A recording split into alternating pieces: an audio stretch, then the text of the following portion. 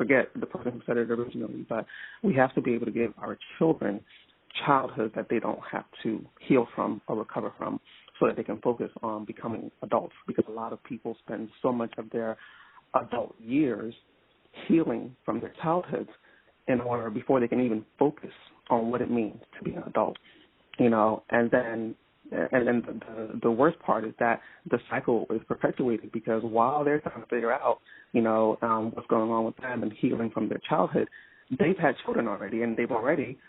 projected trauma forward, a lot of them, and so it continues from there. So I think it comes down to, again, that structure of having,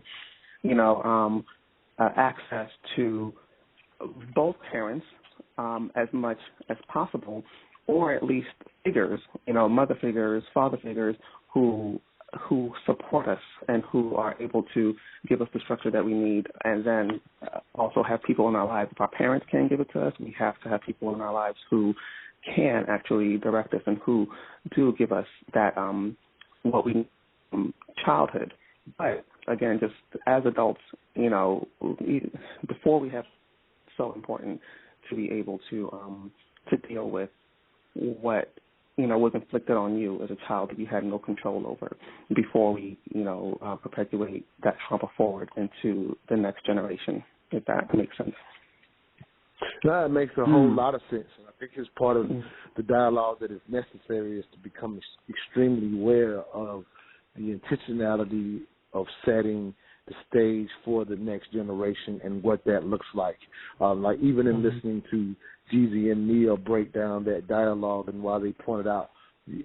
started as they were kind of walking through it themselves, and Neil thought to say, well, what was your mother's father like? And he's like, oh, I don't really know her, but one thing I love about my mother is she was spicy and she'll get you told and that type of thing. And so even in there walking through the dynamic,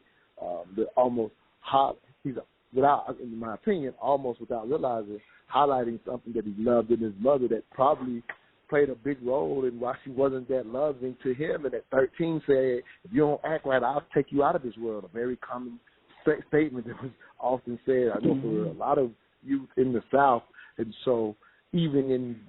them trying to discover and walk through it themselves, you not realizing you will attach to some very things. Your childhood trauma will have you attached to some of the very things that you actually